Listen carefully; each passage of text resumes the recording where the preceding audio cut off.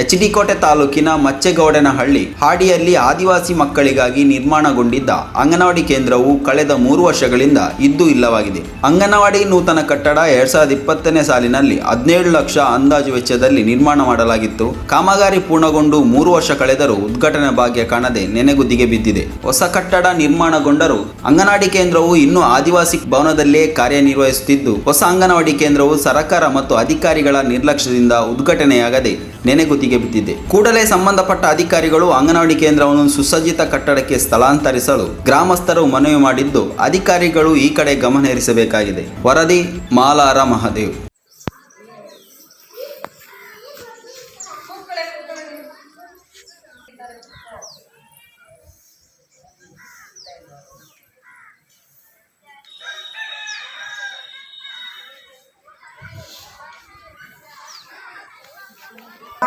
Helper ಇವತ್ತು ರಜಾ ಹಾಕಿದ್ದಾರೆ, ಜಾತ್ರೆಗೆ ರಜಾ ಹಾಕಿದ್ದಾರೆ.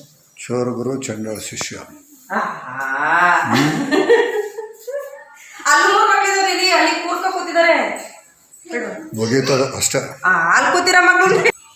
ಪವಿ ಏ ಪವಿ ನಿತ್ಯ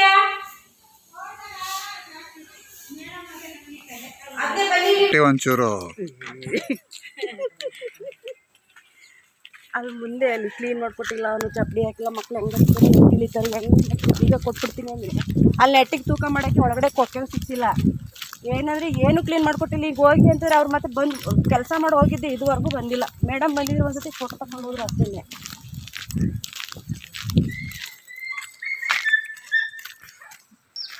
ಇದು ತೊಟ್ಟಿ ತೆಗಿಯೋಕೆ ಇದು 3 ವರ್ಷ ಹಾಕ್ಬೇಕಂತೆ ಪಂಚಾಯತಿಯವ್ರು ಹೇಳೋದು. ಇದು ತೊಟ್ಟಿ ತೆಗಿಸಿ ಅಂತಂದರೆ ಇಲ್ಲಿ ಇವರು ಊರವ್ರು ಸೇರಿ ಜಾಗ ಕೊಟ್ಟಿದ್ದು, ಹೊಸ ಬಿಲ್ಡಿಂಗ್ ಕಟ್ಟಿಸ್ಕೊಳ್ಳಿ, ಆ ಬಿಲ್ಡಿಂಗ್ ಹೊಡಿಯೋಕೆ ಹೋಗಬೇಡಿ, ಅದನ್ನು ನಮಗೆ ಬಿಟ್ಕೊಡಿ. ನಿಮ್ಮ ಮೆಚ್ಚಿನ ನಮ್ಮ ತುಮಕೂರು ಮಾಧ್ಯಮ 1 ವರ್ಷ ಪೂರೈಸಿದ ಈ ಸಂದರ್ಭದಲ್ಲಿ ನಮ್ಮ ತುಮಕೂರು ಮಾಧ್ಯಮ ನಿಮಗೆ ಧನ್ಯವಾದಗಳನ್ನ ತಿಳಿಸುತ್ತದೆ ಮತ್ತು ನಿಮ್ಮ ಪ್ರೀತಿಗೆ ಸದಾ ಚಿರಋಣಿಯಾಗಿರುತ್ತದೆ. ನೀವು ನಮ್ಮ ಮೇಲೆ ಇಟ್ಟ ನಂಬಿಕೆಯನ್ನು ಉಳಿಸುವ ಪ್ರಾಮಾಣಿಕ ಪ್ರಯತ್ನವನ್ನ ನಮ್ಮ ತಂಡ ಖಂಡಿತವಾಗಿಯೂ ಮಾಡುತ್ತದೆ. ಗೆಲುವಿನ ಹಾದಿಯಲ್ಲಿ ಸದಾ ನಮ್ಮ ಜೊತೆಯಾಗಿರಿ. ನಮ್ಮ ಚಾನೆಲ್ ಅನ್ನು ಸಬ್ಸ್ಕ್ರೈಬ್ ಮಾಡಿ.